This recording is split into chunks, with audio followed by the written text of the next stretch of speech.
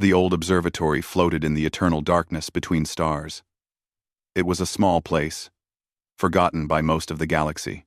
Its walls were covered with screens that showed distant worlds, and its halls were empty except for the soft hum of ancient machines. This was Station 12, built 3,000 years ago for one simple purpose: to watch the young species on the third planet of an unremarkable yellow star. To watch humanity. Observer Thalvex had spent 400 years at this post. His species, the Kithrani, lived for many centuries, and they were known throughout the galactic concord for their patience and wisdom. Thalvex had gray skin that shifted colors with his emotions, and two hearts that beat slowly in his narrow chest. He had watched humanity since they first split the atom. He had watched them walk on their moon. He had watched them send tiny machines into the darkness of space. And he had watched them kill each other in wars that burned their cities to ash. The Galactic Concord was an alliance of 142 species. They had rules. They had laws. And their oldest law was simple: do not contact primitive species. Let them grow on their own. Let them prove they deserve to join the stars. Most species never made it. They destroyed themselves with weapons, or pollution, or hate. In the long history of the galaxy, the Concord had watched 47 species rise from their birth worlds, reach for the stars, and then fall back into darkness forever. The universe was not kind to the young. Thalvex had always believed humanity would be number 48. They were so violent, so angry, so divided. They fought over land, over resources, over ideas, over things that seemed meaningless to an outside observer. They built weapons that could crack their own world in half. They poisoned their own air and water. They seemed determined to end themselves. But decades passed, then centuries, and humanity did not die. Thalvex watched as they stumbled and fell and rose again. He watched them fight terrible wars and then build beautiful things from the ashes. He watched them cure diseases and feed their hungry, and reach out into their own solar system with shaking hands. They were messy, and chaotic, and loud, but they refused to give up. Still, the Concord's orders were clear: do not make contact. Watch and wait. If humanity survived long enough, if they proved themselves worthy, then perhaps one day they would be welcomed into the galactic community. That day seemed very far away. On this particular morning, if morning meant anything in the endless night of space, Thalvex was reviewing his daily reports. The humans had launched another small probe toward one of their outer planets. They had built another space station in orbit around their world. Small steps, baby steps. Nothing that concerned the Concord. Then his console made a sound he had never heard before. It was an alarm, but not one of the standard warnings. This was something deeper. Something built into the station's oldest systems. Thalvex's gray skin flushed blue with confusion as he pulled up the alert. The message was simple: anomaly detected in Sector Sol. He ran the scan again. Then, again, his two hearts began to beat faster. Something was moving in the outer edges of humanity's solar system. Something massive. The station's sensors, old as they were, could barely comprehend what they were seeing. At first, Thalvex thought it must be an asteroid. Then he thought it must be an error. Then the object sent out a signal, and Thalvex realized it was neither. It was a ship. His hands trembled as he enhanced the image. The object emerged from the cloud of ice and rock at the edge of humanity's system, like a beast rising from deep water. It was vast beyond reason. Conquered dreadnoughts, the largest warships in the known galaxy, measured perhaps 2 kilometers from bow to stern. They were considered monsters of engineering. This ship was 19 kilometers long. Thalvex stared at the screen. His skin had gone completely white, the Kithrani color of fear. The ship's hull was made of materials his database could not identify. Its engines burned with a light that seemed almost alive. And along its bow, carved in letters so large they could be seen from orbit, was a word in every known galactic language: Atlas. For a long moment, Thalvex could not move, could not think, could not breathe. The humans had built a Titan. His training took over. His fingers moved across the console, sending priority alerts to Concord High Command. Within minutes, every major government in the galaxy would know what he had just seen. Within hours, the entire galactic community would be asking the same impossible question. How? How had humanity done this? They were supposed to be primitives. They were supposed to be decades or centuries away from true interstellar capability. The Concord had watched them carefully, monitored their progress, calculated their development with mathematical precision. They should not have been able to build this ship, but they had. Thalvex thought about all the years he had spent watching humanity. All the times he had dismissed them as violent children, playing with dangerous toys. All the times he had assumed they would destroy themselves before they ever reached the stars. He had been wrong. They had all been wrong. The alerts began flooding in from across the galaxy. Other stations had detected the ship. Other observers were seeing what he was seeing.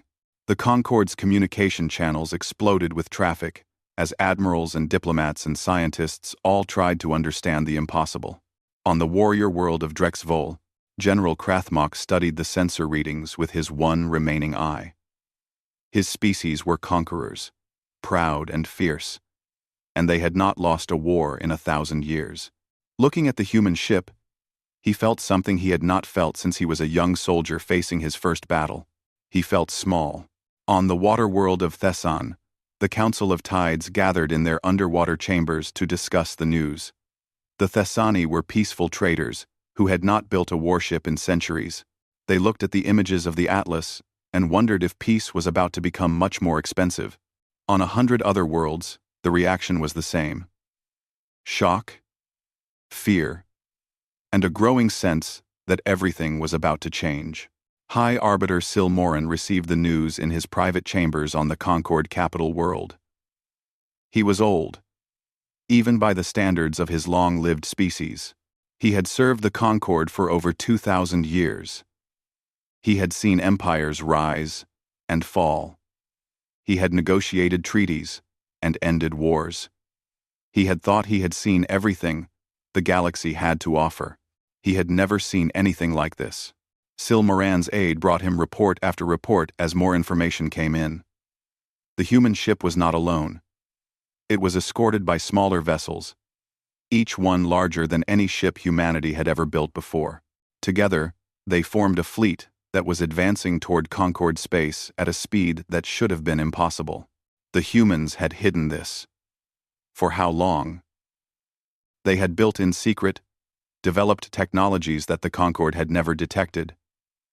And now they were revealing themselves to the galaxy on their own terms. It was, Silmoran realized, a masterful move. If humanity had tried to build their empire slowly, the Concord would have noticed. They would have intervened. They would have found ways to slow human development, to keep them contained until they could be properly evaluated and controlled. Instead, the humans had waited until they were ready, and then they had announced their presence in a way that could not be ignored or dismissed.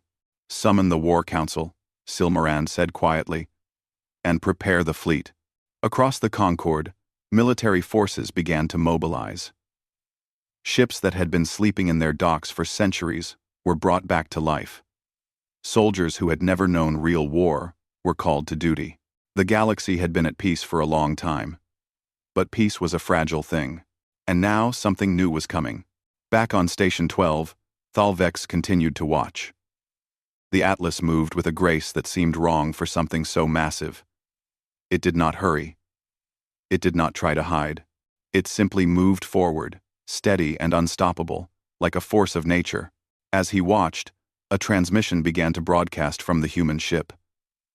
It was not directed at any specific target. It was an open signal, meant to be heard by anyone with the equipment to receive it. A human voice spoke. It was calm and clear. Translated into every major galactic language. We are the crew of the Terran Confederation ship Atlas.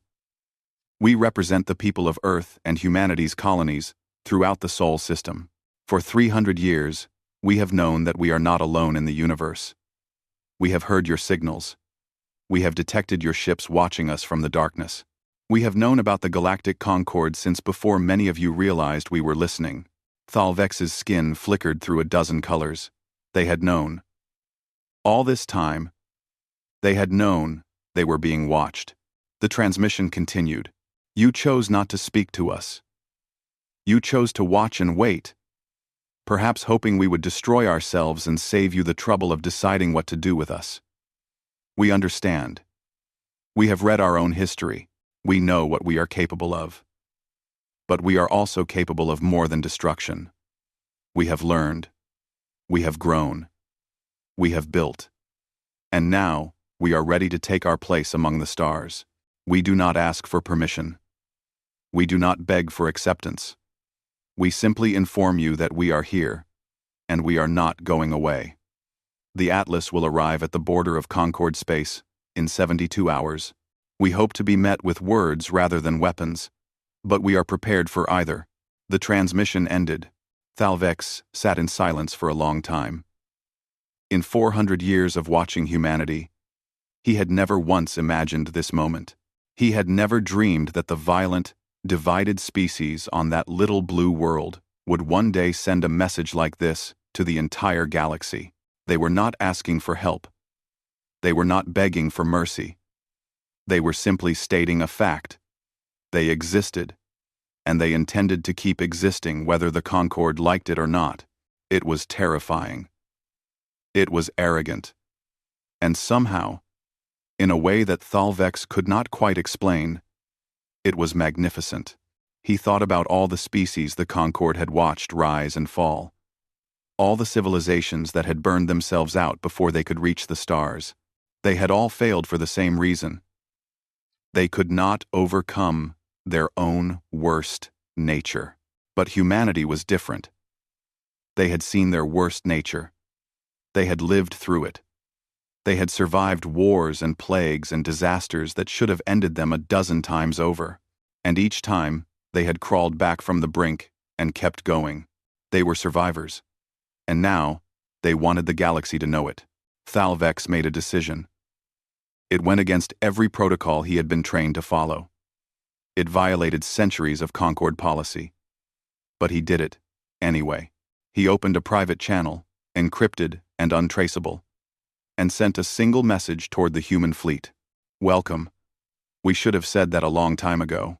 He did not know if anyone would receive it. He did not know if it would matter. But after 400 years of silence, he felt that someone should say the words. The screens around him continued to glow with images of the Atlas as it moved steadily toward the border. In 72 hours, humanity would arrive at the edge of Concord space.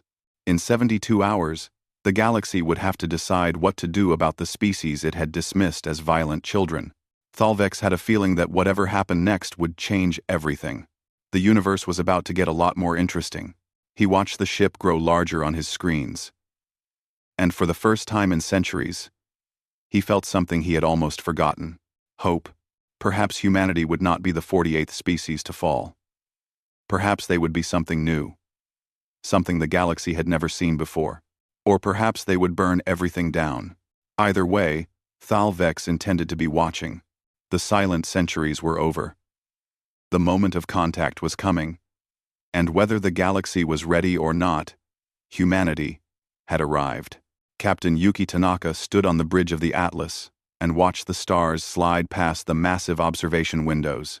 She was a small woman, barely 5 feet tall, with short black hair that was turning gray at the temples.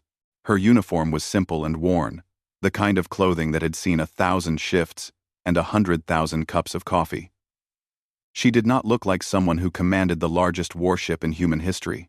That was exactly how she wanted it. Around her, the bridge hummed with activity.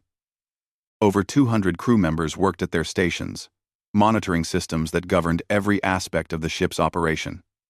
The Atlas was not just a warship, it was a city. 3 million people called it home. Soldiers and scientists, engineers and artists, teachers and children. They had families aboard. They had schools and hospitals, and parks, and restaurants. Humanity had not sent a weapon to meet the galaxy. They had sent a civilization. Lieutenant Commander James Chen approached Tanaka's position near the main viewport. He was her executive officer, a tall man with a serious face and eyes that missed nothing. He had served with Tanaka for 15 years, and he knew her moods better than anyone. 70 hours until we reach the border, he said. Long-range sensors are detecting significant fleet movement in Concord space. Tanaka nodded slowly. She had expected this. How many ships? Current count is 312. More arriving every hour. 300 ships. Each one crewed by beings who had never met a human, who knew nothing about humanity, except whatever their intelligence services had gathered from centuries of distant observation. They would be scared. They would be angry. They would be looking for any excuse to open fire. Tanaka understood. She would feel the same way in their position. Any communication attempts? She asked. None directed at us. But we're intercepting a lot of traffic between their ships. Our translation systems are working overtime. Chen paused. They're arguing about what to do with us, Captain. Some want to attack. Some want to talk. And some want to pretend we don't exist. And hope we go away. Tanaka almost smiled. That sounds familiar. She thought about the debates that had raged on Earth before this mission launched. The same arguments had divided humanity. Attack first, talk first, or hide, and hope for the best. It had taken decades of discussion and compromise to settle on this approach. Send one ship, but make it a ship that could not be ignored. Carry weapons, but do not fire first. Extend a hand, but make sure that hand was strong enough to make a fist if needed. It was a gamble. Everything about this mission was a gamble. The Atlas had been under construction for over a century. It had begun as a dream, a sketch on paper, an impossible idea that refused to die. Generation after generation of engineers and scientists had worked on it, each one building on the work of those who came before. Many of them had died of old age before the ship was finished. They had never seen their creation take flight, but they had believed in it. They had believed that one day, humanity would need to speak to the galaxy, and when that day came, they wanted humanity to speak from a position of strength. Tanaka had been chosen to command the Atlas because she believed in balance. She was a warrior who hated war. She was a leader who listened more than she spoke. She understood that strength without wisdom was just brutality, and wisdom without strength was just weakness. The galaxy would see both today. Captain, another officer called from across the bridge. We're receiving a transmission. It's encrypted, but our systems broke it almost immediately. It appears to be from an observation station on the edge of Concord space. Tanaka raised an eyebrow. What does it say? The officer looked confused. It says, "Welcome." We should have said that a long time ago. The bridge fell silent. Tanaka felt something shift in her chest, a knot of tension that had been there so long she had forgotten it existed. Someone out there was glad to see them. Can we trace the source? She asked. Already done. It came from a small monitoring station, designated 12. Registry says it's a Kathrani observation post. Been there for about 3,000 years. 3,000 years. They had been watching humanity for 3,000 years. And in all that time, no one had ever said hello. Until now. Log the transmission, Tanaka said. But do not respond. Not yet. Let them wonder. If we received it. Chen nodded approvingly. In diplomacy, as in war, information was power. The less the Concord knew about what humanity knew, the better. Far across the darkness of space, the Concord fleet was gathering at the border. Ships of every size and shape arrived from 100 different worlds, each one carrying warriors who had trained for conflicts that never came. The Concord had been at peace for so long that many of its soldiers had never fired a weapon in anger. That was about to change. Aboard the flagship, a vessel called the Eternal Dawn, High Arbiter Silmoran convened a war council. The chamber was vast and circular, designed to give every species an equal voice. Representatives from dozens of worlds sat in tiered seats that rose toward a domed ceiling painted with maps of the galaxy. Silmoran stood at the center, his ancient body supported by a walking frame that hummed with quiet technology. He was one of the oldest beings in the Concord, and he had earned his position through centuries of wisdom and service. When he spoke, others listened. "We have confirmed the sensor data," he said, his voice carrying easily to every corner of the chamber. "The human vessel designated Atlas is real. It is approaching our border at a speed we did not believe their technology could achieve, and it is accompanied by an escort fleet of considerable size." General Krathmok, the one-eyed warrior from Drex Vol, leaned forward in his seat. His species were among the most aggressive in the Concord, but they also valued strength in others. How did they build it? How did we miss this? "Those questions will be answered in time," Silmoran replied. "What matters now is what we do when they arrive." "We destroy them," said Admiral Thesk, a serpentine creature from the water world of Thesson. "Before they can build more, before they become a threat, we cannot contain." "And if they truly come in peace?" asked another voice. This was Velani, a young Keithrani who served as a communications specialist. She was far too junior to be speaking at a war council, but something about the human transmission had stirred something in her. "Their message said they want to talk. Their message was a warning." Thesk hissed. "They told us to meet them with words or weapons. That is not the language of peace. That is the language of conquest." "No," Krathmok said, surprising everyone. "That is the language of survivors." The chamber fell quiet. The old general continued, "I have fought many wars. I have seen many enemies, and I know the difference between a species that wants to conquer and a species that simply refuses to be conquered. The humans did not build that ship to attack us. They built it to make sure we could not attack them." "You cannot know that," Thesk argued. "I know warriors," Krathmok replied. "And everything about that ship tells me these humans expect to be attacked. Every design choice, every defensive system, every piece of armor. They built a fortress, not a sword. A species planning conquest would have built something very different." Silmoran raised a hand for silence. "General Krathmok makes an important point. We have watched humanity for many centuries. We know their history. We know their capacity for violence. But we also know something else." He pressed a control, and images appeared in the air above them. Images of human cities, of human art, of human children playing in parks. Images of hospitals and schools, and scientific laboratories. Images of humans helping each other after disasters, rebuilding what had been destroyed. "They are capable of great destruction," Silmoran said. "But they are also capable of great creation. And in the end, they chose to create. The ship coming toward us carries 3 million people. Families, children, scientists. If humanity wanted war, they would not have sent their best and brightest directly into our weapons range." "Or they are fools," Thesk muttered. "Perhaps," Silmoran agreed. "But I do not think so. I think they know exactly what they are doing. They are showing us who they are. All of who they are.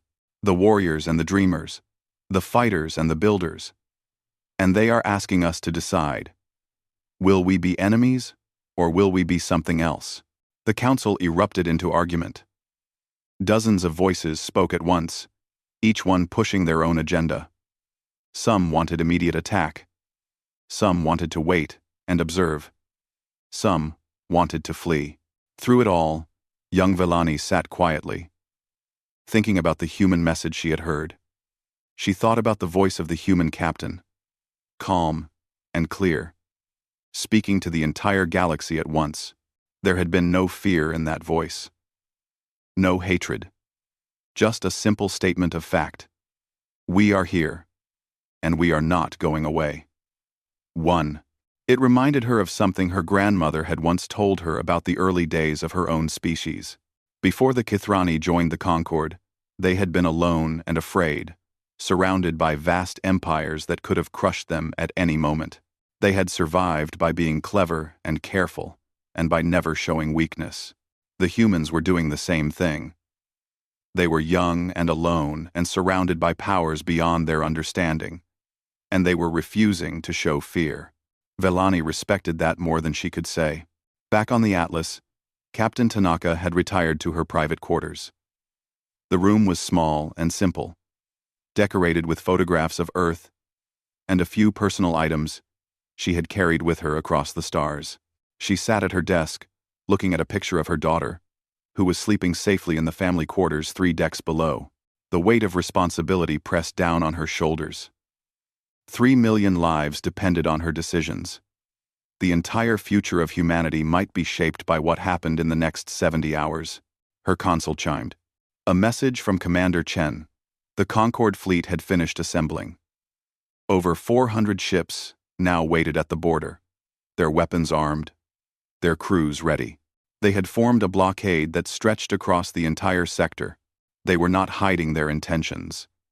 They wanted humanity to see the wall of steel and fire that waited for them. Tanaka looked at the tactical display for a long moment. 400 ships against the Atlas, and her escort fleet of 12. The numbers were not in humanity's favor. But numbers did not tell the whole story. She opened a channel to the ship's chief engineer. Dr. Okonkwo. Status report on the main systems. The response came immediately. All systems operating at optimal capacity, Captain. The Atlas is ready for whatever comes. Good, keep it that way. She closed the channel and turned back to the viewport. The stars looked the same as they had always looked. Distant, cold, beautiful. Humans had dreamed of reaching them for thousands of years. They had written stories about them, painted pictures of them, sent prayers to them in the night. Now they were here, and the galaxy was not sure whether to welcome them or destroy them. Tanaka understood. She really did. If an alien ship had appeared over Earth a century ago, humanity would have reacted the same way. Fear was natural. Aggression was natural.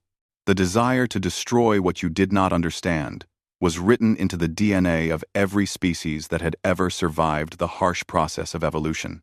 But so was the desire to reach out, to connect, to find others like yourself in the vast emptiness of existence.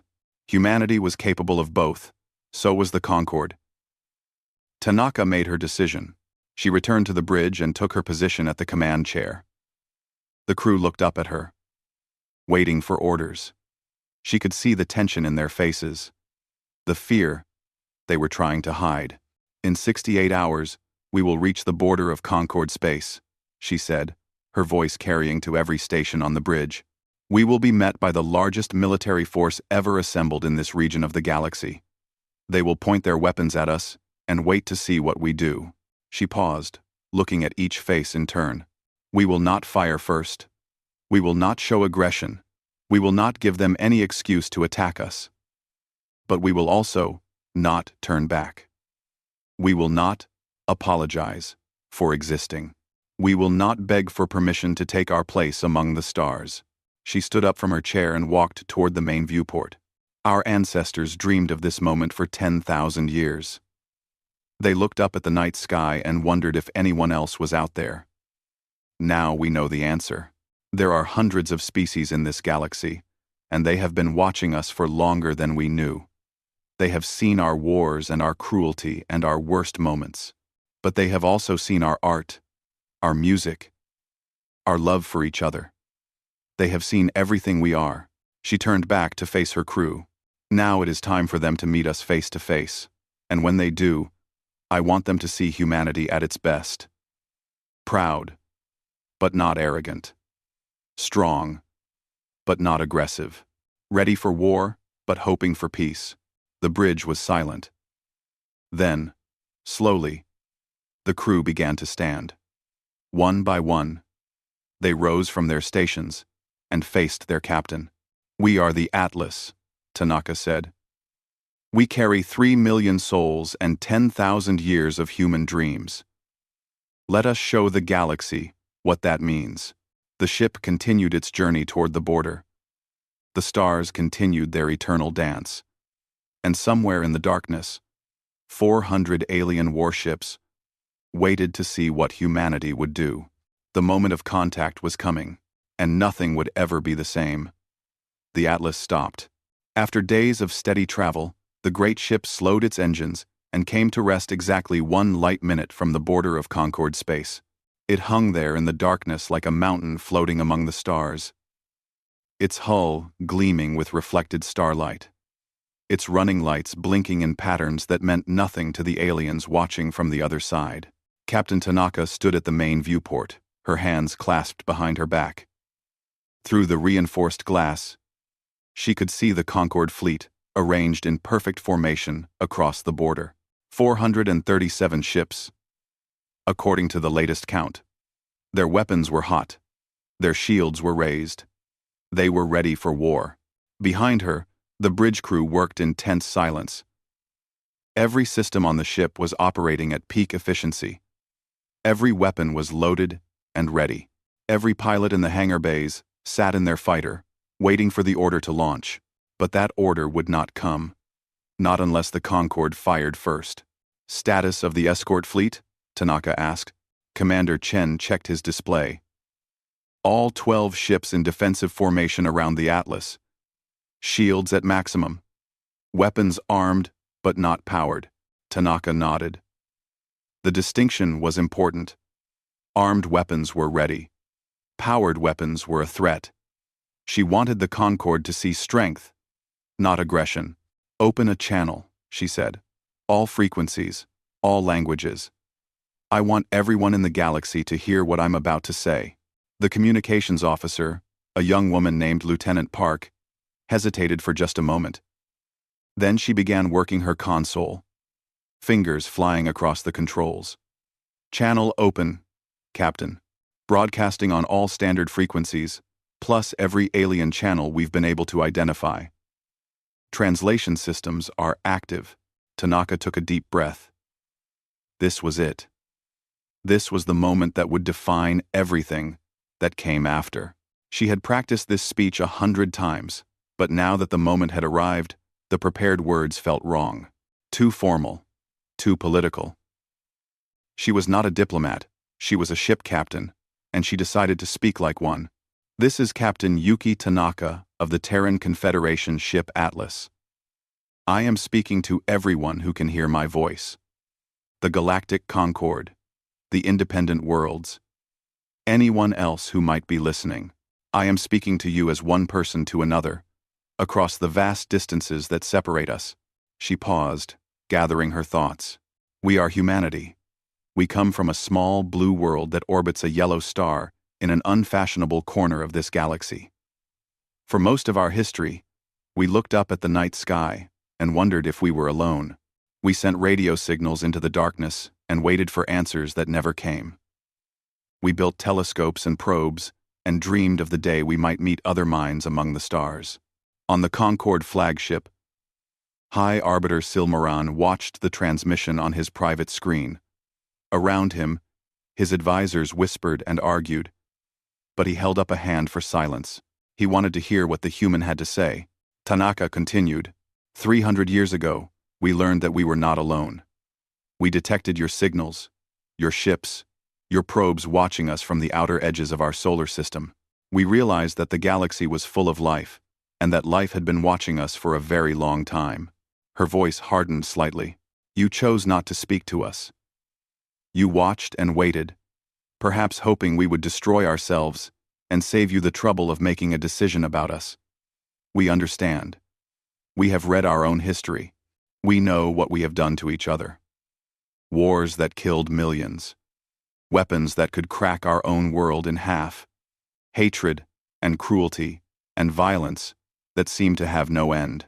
On 100 different worlds, billions of beings watched the broadcast. On Drexval, warriors paused their training to listen. On Thesson, merchants stopped their trading to watch. On Caithron, children sat in their classrooms as teachers played the transmission on every screen. The galaxy was listening. You were not wrong to fear us, Tanaka said. We have been capable of terrible things. But you were wrong to think that was all we were capable of. You saw our wars. But did you see the peace we built afterward? You saw our weapons. But did you see the hands that reached out to help the wounded? You saw our hatred. But did you see the love that survived it? She stepped closer to the viewport, looking out at the wall of alien ships that waited to destroy her if she made the wrong move. We are not perfect. We have never claimed to be. But we have learned from our mistakes. We have grown. We have changed. And we have refused, again and again, to let our worst nature define us. On the Atlas's bridge, the crew watched their captain with a mixture of pride and fear. Lieutenant Park wiped tears from her eyes, her hands still steady on her console. Commander Chen stood at attention, his face unreadable but his eyes bright. We built this ship not to conquer you, Tanaka said. We built it to prove that we could. We built it to show you that the species you dismissed as violent children has grown up. We are ready to take our place among the stars, not as beggars asking for scraps, but as equals, seeking fellowship. She paused again, and when she spoke next, her voice was softer. We do not ask for your permission. We do not need your approval, but we do hope for your friendship. We have so much to learn from you. We hope you might learn something from us as well. We have survived things that should have destroyed us. We have found hope in the darkest places. We have built beauty from the ashes of our own destruction. These are gifts we would gladly share. In the council chamber of the Eternal Dawn, the representatives of 100 species watched in stunned silence. Admiral Thesk's scales had shifted to a pale color that indicated confusion. General Krathmok was nodding slowly, a look of respect on his scarred face. Young Velani sat at her communication station, her twin hearts beating so fast she could barely breathe. Tanaka raised her chin. This ship will remain at this position. We will not cross the border unless we are invited. We will not fire unless we are fired upon. We will wait here as long as it takes for you to decide what kind of galaxy you want to live in. A galaxy of fear and isolation, where every species watches every other with suspicion and hatred, or a galaxy of connection and growth, where different minds work together to build something greater than any of them could build alone. She let the question hang in the air. The choice is yours. We have already made ours. We are here. We are not going away. And we are ready to begin. The transmission ended. For a long moment, nothing happened. The Atlas hung motionless in space. The Concorde fleet remained in formation. The entire galaxy seemed to hold its breath, waiting for someone to make the next move. On the Eternal Dawn, the Council erupted into chaos. A dozen voices spoke at once, arguing about what to do. Some demanded an immediate attack before humanity could bring more ships. Others counseled patience and observation. Still, others suggested ignoring the humans entirely and hoping they would eventually go away. High Arbiter Silmoran listened to it all without speaking. He had lived for over 2,000 years. He had seen empires rise and fall. He had negotiated treaties with species that had been at war for centuries, but he had never seen anything quite like this. The human captain had not begged or threatened. She had not made demands or offered bribes. She had simply stated who her people were and what they wanted, and she had done it with a dignity that Silmoran found genuinely impressive. Silence, he said finally, his voice cutting through the noise. The chamber quieted. The humans have made their position clear, Silmoran said. They are waiting for our response.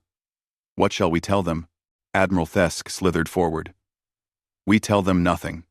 We let them wait. Every hour they spend sitting at that border is an hour we have to prepare our defenses, to call more ships, to develop countermeasures against their technology. And if they interpret our silence as rejection? Krathmok asked. Then they will learn that the Concorde is not intimidated by their giant ship. Or, another voice said, they will conclude that we are afraid of them. Everyone turned to look at the speaker. It was Velani, the young communications officer. Her gray skin had flushed blue with embarrassment at speaking out of turn, but she did not back down. "I beg your pardon, young one," Thesk hissed. Velani swallowed hard but continued. The human captain spoke about silence. She said, "Humanity has listened to our silence for 300 years. Every year we did not speak to them was a year that told them they were not welcome. If we remain silent now, we are sending the same message. Ong day, ong day, ong day, ong day, ong day, ong day, ong day, ong day, ong day. Perhaps that is the message we wish to send," Thesk said coldly. "Is it?" Velani asked. She turned to face the council. "I have studied the human transmissions. All of them. Going back centuries. I have heard their music and their stories and their cries for help that we never answered. They are not monsters. They are frightened children who have finally grown strong enough to demand our attention. You are young," Thesk said. "You do not understand the dangers." "I understand enough," Velani replied. "I understand that the Concord was built on the principle that different species could work together for the common good. I understand that we have spent 3,000 years watching humanity struggle and suffer and die, and we never once offered to help. I understand that we are afraid of them because they remind us of ourselves." The chamber went very quiet. "Every species in this room was young once," Velani continued. "Every species in this room had to prove that they were worthy of joining the galactic community. We were all given a chance. Why should humanity be different?" Silmoran watched the young officer with newfound interest. She had courage. This one. And she was saying things that needed to be said. "What would you have us do?" he asked. Velani straightened. "Respond to them. Not with weapons or threats, but with words. Simple words. Tell them that we heard their message. Tell them that we are willing to talk. And if they interpret that as weakness?" Thesk demanded. "Then we will have learned something about them," Velani said. "But I do not think they will.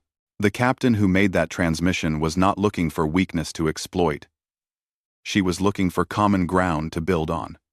The council dissolved into argument again. But this time, the tone was different. Velani's words had shifted something. The pure fear was fading, replaced by something more complicated. Curiosity, perhaps. Or the beginning of hope. In the end, it was Silmoran who made the decision. As High Arbiter, he had the authority to act in the Concord's name during emergencies. And this was certainly an emergency. "Young Velani," he said, "you will send a response to the human ship." The chamber fell silent again. Velani's skin went pale with shock. "Me, High Arbiter? Surely someone more senior." "You spoke well," Silmoran said. "You understood what the humans were trying to say. I believe you can help them understand us. Send a simple message. Nothing official, nothing formal, just a greeting. One person to another, across the vast distances that separate us." Velani nodded slowly. Her hands trembled as she turned to her console. She thought about all the things she could say, all the diplomatic phrases she had been trained to use. But in the end, she decided to speak from the heart. She opened a channel to the Atlas and said 3 words. "Hello." On the bridge of the Atlas, the words appeared on Lieutenant Park's screen. She read them twice, not quite believing what she was seeing. Then, she turned to Captain Tanaka. "Captain, we're receiving a response. It's from the Concord flagship. It says, 'Hello. We were afraid.'" Tanaka stared at the screen for a long moment. Then, slowly, a smile spread across her face. It was not a treaty. It was not a formal acceptance. It was just 3 words from a stranger on the other side of an invisible line. But it was a beginning. "Send a reply," Tanaka said. "Tell them, thank you for listening. We were afraid too."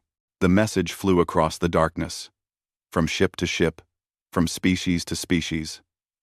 On 100 worlds, Beings who had never seen a human watched the exchange with wonder. After 300 years of silence, after centuries of watching and waiting and fear, someone had finally said, "Hello." The ice was beginning to crack, and somewhere in the vast darkness between stars, hope was starting to grow. The neutral station was built in 3 days. Both sides had agreed that the first face-to-face meeting should take place on territory that belonged to neither humanity nor the Concord. Engineers from a dozen species worked alongside human construction teams to create a small structure floating in the empty space between the two fleets. It was ugly and functional, a collection of metal boxes connected by tubes and cables, but it served its purpose. Inside, there was a single large room with a table and chairs. The walls were bare metal. The lights hummed with an uneven electrical buzz. It smelled of fresh paint and recycled air. Captain Yuki Tanaka arrived first. She wore her dress uniform, cleaned and pressed for the occasion, with her medals arranged neatly on her chest. She had spent 30 years in the service, fought in 3 wars, and commanded ships ranging from small patrol boats to the largest vessel ever built by human hands. None of that had prepared her for this moment. She brought a small team with her: Commander Chen, Dr. Sarah Okonkwo, the ship's chief engineer, and Ambassador Michael Reeves, a career diplomat who had spent his entire life preparing for a meeting that everyone assumed would never happen. They also brought gifts. Tanaka had insisted on this. She wanted the aliens to understand that humanity had come to give, not just to take. The Concord delegation arrived shortly after. High Arbiter Sil Moran led the group, his ancient body supported by his mechanical walking frame. Behind him came General Krathmok, his one eye scanning the room for threats, and Admiral Thesk, whose serpentine body coiled into a sitting position that somehow managed to look disapproving. A dozen other representatives filled the remaining seats, each one the leader or spokesperson for a different species. And at the back of the group, trying to look invisible, was young Velani. Sil Moran had insisted that she attend. After her unexpected response to the human transmission, he believed she might have insights that more experienced diplomats would miss. For a long moment, the two sides simply looked at each other. It was the first time any of them had seen a member of the other group in person. Screens and transmissions were one thing. Physical presence was something else entirely. Tanaka studied the aliens with undisguised curiosity. Sil Moran was tall and thin, with skin that seemed to shift between different shades of silver. Krathmok was built like a tank, covered in scales and scars, with arms that looked strong enough to crush steel. Thesk was almost serpentine, with no visible legs and a face that was difficult to read. They were strange. They were beautiful. They were real. Sil Moran broke the silence. Captain Tanaka, on behalf of the Galactic Concord, I welcome you to this meeting. It has been a long time coming. Tanaka nodded. High Arbiter Sil Moran, on behalf of humanity, I thank you for agreeing to speak with us. We have waited even longer. There was a pause. Neither side seemed sure what to say next. Ambassador Reeves stepped forward. He had prepared extensive briefing materials, diplomatic protocols, and carefully worded proposals. But before he could speak, Tanaka held up a hand. Before we begin the formal discussions, she said, we brought something for you. She gestured to Commander Chen, who placed a small box on the table. Tanaka opened it and began removing items one by one. These are seeds from our homeworld, she said, placing a small container on the table. Wheat, rice, corn, and dozens of other crops that have fed humanity for thousands of years. We do not know if they will grow on your worlds, but we offer them as a symbol of the life we hope to share. The aliens watched in silence as she continued. This is a collection of our music. She placed a small device on the table. Over 10,000 years of human songs, from the earliest drums our ancestors beat around their fires to the symphonies our greatest composers wrote last year. Music is how we express what words cannot capture. We hope you will listen. General Krathmok leaned forward, his one eye fixed on the device with something that might have been curiosity. Tanaka reached into the box again. This was drawn by a child aboard the Atlas. She unfolded a piece of paper and held it up. It showed a crude but enthusiastic drawing of a human and a strange alien creature holding hands under a sky full of stars. Her name is Emma. She is 7 years old. When we asked her to draw what she thought aliens might look like, she drew this. She asked me to tell you that she wants to be friends. Velani's twin hearts squeezed painfully in her chest. She had spent her entire career studying human transmissions, analyzing their behavior from a distance. But nothing had prepared her for this. A child's drawing. A simple hope for friendship. Finally, Tanaka placed a bottle on the table. It was made of dark glass and contained a deep red liquid. "This is wine," she said. "It was made from grapes, grown in a vineyard that has survived 3 world wars. Every time our ancestors destroyed each other, the people who tended this vineyard replanted and rebuilt. Every bottle they produce is proof that we can survive our own worst nature." She stepped back from the table. "We did not bring weapons. We did not bring demands. We brought seeds and songs, and children's drawings and wine. We brought the things that make us who we are. We hope you will accept them in the spirit they are offered." For a long moment, no one spoke. The alien representatives looked at the items on the table as if they were not sure whether to be touched or suspicious. It was Admiral Thesk who broke the silence. His voice was cold and sharp. "This is very moving, Captain. But I notice you did not mention the 19-kilometer warship floating a few light minutes from here. The one with weapons that could destroy entire planets. Is that also a gift you bring in the spirit of friendship?" The tension in the room increased immediately. Ambassador Reeves started to respond, but Tanaka shook her head.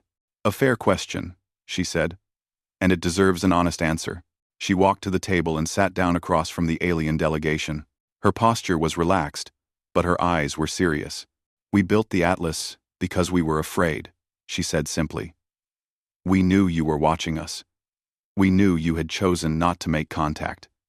And we could not know why. Perhaps you were waiting to see if we were worthy. Perhaps you were waiting for us to destroy ourselves. Perhaps you were simply not interested in talking to primitives." She shrugged. "Whatever the reason, we understood one thing clearly. When we finally came to meet you, we needed to be strong enough that you would have to take us seriously. If we had arrived in small ships, you could have ignored us. If we had arrived with weak weapons, you could have threatened us into submission. We could not allow that to happen." Krathmok nodded slowly. Tanaka noticed and continued. "The Atlas is not a threat. It is a statement. It says, we are here, we are capable, and we will not be dismissed. It says, if you want peace, we are ready for peace. If you want war, we are ready for war. It says, the choice is yours, but we are no longer helpless." She looked directly at Silmoran. "You have watched us for 3,000 years. You have seen our wars. You know what we can do when we are pushed too hard. The Atlas is our way of ensuring that no one pushes us too hard. It is not aggression, it is protection." Silmoran considered this for a long moment. His face was difficult to read, but there was something in his eyes that might have been understanding. "You are saying that you brought a weapon to a peace meeting because you did not trust us to offer peace," he said. "I am saying that we brought a weapon to a peace meeting because we did not trust anyone to offer peace unless we could defend ourselves," Tanaka corrected. "We have learned that lesson the hard way. Many times over. The meek are not blessed with inheritance. They are blessed with extinction." Thesk made a sound that might have been disgust. "And now, you lecture us about survival? Your species is barely out of its cradle. What could you possibly know about the challenges of existing in this galaxy?" Tanaka smiled, but there was no humor in it. "We know that the universe does not care about good intentions. We know that strength without wisdom is brutality, but wisdom without strength is just a longer path to the same grave. We know that every species that has ever survived has done so by being smart enough to avoid fights and strong enough to win them when they could not be avoided. She gestured at the items on the table. That is why we brought both gifts and guns. That is why we offer friendship while standing on the deck of the most powerful ship ever built. That is why we extend our hand while keeping our sword ready, because we have learned that the best way to ensure peace is to be prepared for war. The room was silent. Tanaka could feel the weight of the moment pressing down on everyone. This was the turning point. Either the aliens would understand what she was trying to say, or they would decide that humanity was too dangerous to tolerate. It was Velani who spoke first. Her voice was quiet, but it carried clearly in the silent room. On my world, she said, we have a saying, the tree that bends in the wind survives, but the tree that cannot stand straight will never grow tall. Everyone turned to look at her. Her gray skin flushed blue with embarrassment, but she continued. Captain Tanaka is right.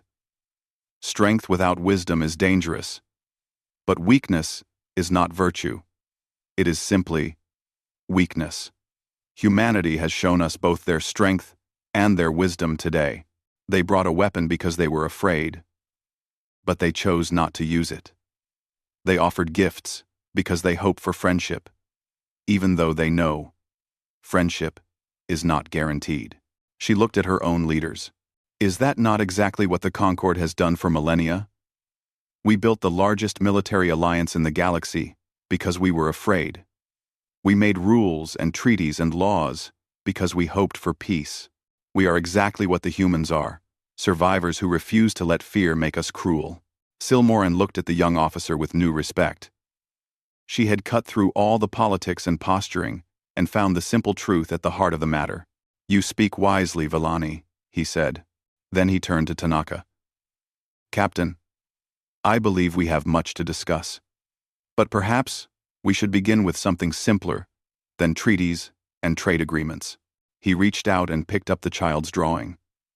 He studied it for a long moment, his silver skin shifting through colors that Tanaka could not interpret. On my world, he said, children draw similar pictures. Stars and aliens and dreams of meeting other minds in the darkness. Perhaps that is where we should start. With the dreams, not the fears. Tanaka felt something loosen in her chest. It was not victory. It was not surrender. It was something much more fragile and much more valuable. It was understanding. I would like that, she said. They talked for hours. Not about treaties or territory or the technical specifications of their ships. They talked about their worlds and their histories and their hopes for the future. They talked about art and music and the strange ways that different species had found to express the same universal emotions. The formal negotiations would come later. The difficult decisions about borders and trade and military cooperation would take months or years to resolve. But in that small room, floating in the darkness between two civilizations, something important had happened. A hand had been extended, and another hand had reached out to take it. When the meeting finally ended, Tanaka walked back to her shuttle with a feeling she had not expected to have. Not triumph, not relief, just a quiet, steady hope that perhaps the universe was not as dark and cruel as she had sometimes feared. Behind her, the alien delegation watched her go. They had come expecting threats and demands. They had found something else entirely. They had found a species that was exactly like them, scared and hopeful and determined to survive. Perhaps that was enough to build on. The news spread across the galaxy like fire through dry grass. On 100 worlds, billions of beings watched the recordings of the first meeting between humanity and the Concord. They saw the human captain standing before the alien delegation. They heard her words about strength and wisdom, about fear and hope. They watched as she offered gifts and waited to see if the galaxy would accept them. The reactions were as varied as the species that populated the stars.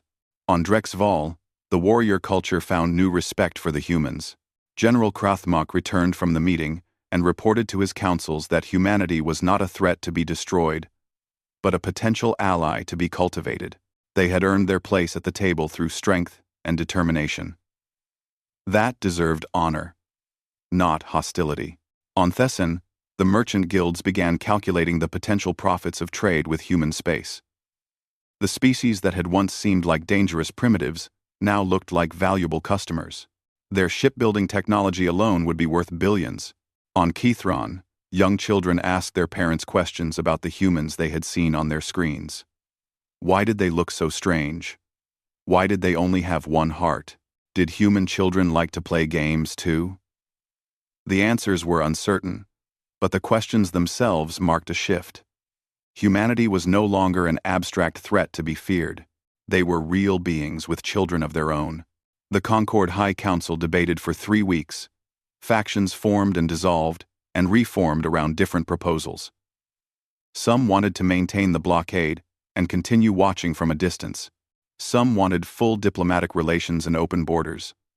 Some wanted everything in between. In the end, they reached a compromise. Humanity would be recognized as a sovereign interstellar power with the right to exist and expand within certain boundaries. Trade relations would be established slowly, with careful monitoring on both sides. A permanent diplomatic mission would be created to facilitate communication between human and Concord space. It was not friendship. Not yet. But it was a beginning. High Arbiter Silmoran signed the preliminary agreement in a ceremony broadcast across the galaxy. Captain Tanaka stood beside him, representing the Terran Confederation. The document was simple and limited, more a statement of intentions than a formal treaty, but its symbolic importance was immense. For the first time in 3,000 years, the Concord had officially acknowledged that humanity had a right to exist among the stars. After the ceremony, Silmoran called young Velani to his private quarters on the Eternal Dawn. She arrived nervous and uncertain, expecting to be reprimanded for speaking out of turn during the council meetings. Instead, the ancient arbiter gestured for her to sit. "You did well," he said simply. Velani's skin flickered through several colors. "I only said what I believed, High Arbiter. That is precisely why you did well." Silmoran lowered himself into his own chair with the slow care of very old age. "Too many of my advisors say what they think I want to hear. Too many of them are afraid to speak uncomfortable truths. You showed courage when courage was needed." "I did not feel courageous," Velani admitted. "I felt terrified. I felt terrified. That is often what courage feels like." Silmoran smiled, an expression that looked strange on his alien face but was somehow recognizable. "I have decided to appoint you as the Concord's first official liaison to humanity. You will travel to their ship, the Atlas, and begin the process of building understanding between our peoples." Velani stared at him in shock. "Me? High Arbiter? Surely someone more experienced." "Experience is not always an advantage," Silmoran interrupted. "The humans are young. They are idealistic. They believe that friendship is possible, even between species that have never met. They need someone who shares that belief. Not some tired old diplomat who has forgotten how to hope." He leaned forward. "You sent the first response to their transmission. You spoke the words that cracked the ice. It seems fitting that you should continue the work you started." Velani felt her twin hearts racing. This was an honor beyond anything she had imagined. It was also a responsibility that terrified her. She would be alone among aliens, representing her entire civilization. "I will do my best, High Arbiter," she said finally. "That is all any of us can do." Meanwhile, aboard the Atlas, Captain Tanaka received news that changed everything. The transmission came from Earth, encoded with the highest security protocols available. Tanaka read it twice before she was certain she understood. Then she called her senior officers to a private meeting. 2 more Titangent-class vessels have completed construction in the Sol system," she announced. "The Prometheus and the Gaia are fully operational and ready for deployment." Commander Chen let out a long breath. "That changes the strategic situation considerably." "Yes, it does." Tanaka looked at her officers. "When we left Earth, we were humanity's only Titan. Now we are one of 3. And there are 4 more under construction at various shipyards throughout human space. The room was silent as the implications sank in. Humanity had not put all their eggs in one basket. They had not gambled everything on a single ship. While the Atlas was making first contact, human engineers had been working around the clock to build more vessels just like it. Should we inform the Concorde? Dr. Okonkwo asked. Tanaka considered the question carefully. Not yet. Let them believe the Atlas is unique for now. It will give us time to establish our diplomatic position before they realize how much stronger we actually are. It was not a lie, exactly. They had not claimed to be alone. But it was not the whole truth either. Tanaka felt the weight of that decision. But she also knew it was the right one. Trust had to be built slowly. Revealing too much, too soon, could destabilize the fragile progress they had made. Days passed. The Concorde fleet began to disperse, returning to their home ports as the immediate crisis faded. The Atlas remained at the border, a symbol of humanity's presence in galactic affairs. Trade ships began making tentative crossings, carrying goods and ideas in both directions. Velani arrived on the Atlas 3 weeks after the first meeting. She was escorted to guest quarters that had been hastily prepared for non-human visitors. The air was slightly wrong for her lungs, the gravity slightly too strong, the colors slightly too harsh. But she did not complain. This was her new home. At least for now. Captain Tanaka welcomed her personally. I hope you will be comfortable here, Tanaka said. We are still learning how to accommodate visitors from other species. Please tell us if anything needs to be adjusted. Velani looked around the room with wide eyes. Everything was so strange. The textures, the smells, the sounds of human voices in the corridors outside. She felt like a child visiting an alien world for the first time. Which, she supposed, was exactly what she was. Thank you, Captain, she said. I am sure I will adapt. Over the following weeks, Velani immersed herself in human culture. She attended ship meetings and community gatherings. She visited the schools where human children learned and the parks where families relaxed. She ate human food, which tasted strange but was not unpleasant. She listened to human music, which moved her in ways she had not expected, and she talked. Endless conversations with crew members who were curious about the alien living among them. They asked about her world, her people, her beliefs. They told her about their own families, their hopes, their fears. They shared stories and jokes and dreams. It was exhausting. It was exhilarating. It was exactly what she had hoped it would be. One evening, she found herself on an observation deck, looking out at the stars. She was alone, or so she thought, until she heard footsteps behind her. It was Captain Tanaka. May I join you? The human asked. Velani gestured to the space beside her. Of course. They stood in silence for a while, watching the stars drift past. Finally, Tanaka spoke. What do you think of us? Really? It was such a simple question, but the answer was complicated. Velani thought carefully before responding. I think you are remarkable, she said. You have risen so fast, come so far. Your species did not even exist when my people first reached the stars. Now you stand among us as equals.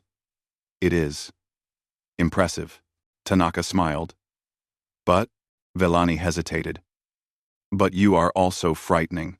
Not because of your weapons or your ships, because of your potential. We look at you, and we see what you could become. It is not easy to witness. Tanaka nodded slowly. I understand. We frighten ourselves sometimes too. They watched the stars in silence for another long moment. Then Tanaka spoke again. Her voice quieter than before. There is something I should tell you. Something that the High Arbiter mentioned during our private conversations. Something about why the Concorde has spent so much effort watching for new species and controlling their development. Velani turned to look at her. What do you mean? Tanaka's face was serious. He told me about the things in the void, the things the Concorde has been hiding from for millennia. The real reason the alliance was formed in the first place. A chill ran through Velani. She knew what Tanaka was referring to. Every child on Kithron learned the stories, though they were told as myths and legends rather than history. The Great Darkness, the Hungry Ones, the entities that lived in the spaces between stars and consumed everything they touched. Those are old stories, she said carefully. No one knows if they are true. Silmaran believes they are true, Tanaka replied. He believes the Concord has been preparing for something.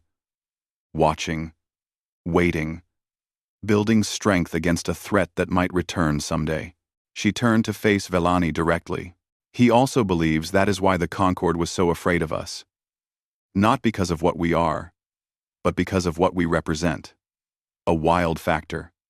An unknown variable. A species that might disrupt all the careful preparations they have been making for thousands of years. Velani's mind raced. If this was true, if there really was something terrible waiting in the darkness beyond the known galaxy, then everything she thought she understood about the Concord was wrong. They were not arrogant overlords who looked down on younger species. They were guardians, trying to protect the galaxy from a threat no one else remembered. Why are you telling me this? She asked. Tanaka smiled, and there was something fierce in her expression. Because Silmoran also told me something else. He said that in all the centuries the Concord has existed, they have never found a species willing to stand and fight. Every civilization they have contacted has been happy to hide behind the Concord's walls and pretend the danger does not exist. She stepped closer to Velani. We are not like the others. We have spent our entire history fighting things that were bigger and stronger than us. We have faced extinction more times than we can count, and we have always found a way to survive. If there is something out there in the darkness, something that threatens all life in the galaxy, then we want to help fight it. Velani felt something stir in her chest. It was hope, she realized. The same hope she had felt when she first heard the human transmission, weeks ago. The same hope that had driven her to respond when all her training told her to stay silent. You would do that? She asked. You would fight alongside species you barely know? Against enemies you have never seen? Tanaka shrugged. We would fight to protect our home and our people. If protecting the galaxy is part of that, then yes, we would fight. She reached out and put a hand on Velani's shoulder. The touch was warm and strange and somehow comforting. We are done hiding, Tanaka said. We are done waiting to see if the universe will accept us. We are here now, and we are ready to help. The only question is whether the Concord is ready to let us. Velani looked out at the stars. Somewhere, out there, beyond the light of the known galaxy, something might be waiting.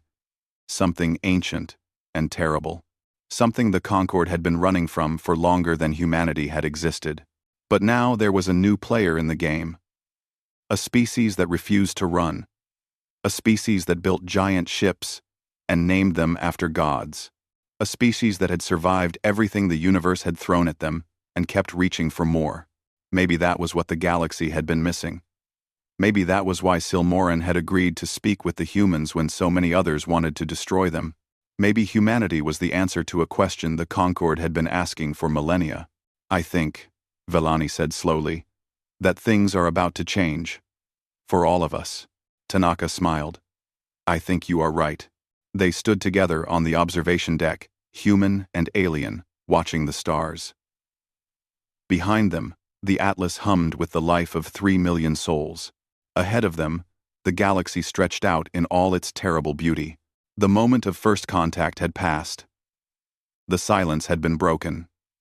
And now, for better or worse, the future was beginning to unfold. Whatever came next, they would face it together. That was the gift humanity had brought to the stars. Not their weapons or their technology or their giant ships, just a simple belief that had carried them through 10,000 years of struggle and survival. Together is better than alone. The galaxy held its breath. And somewhere in the darkness, something ancient stirred. A new age was beginning, and humanity was ready.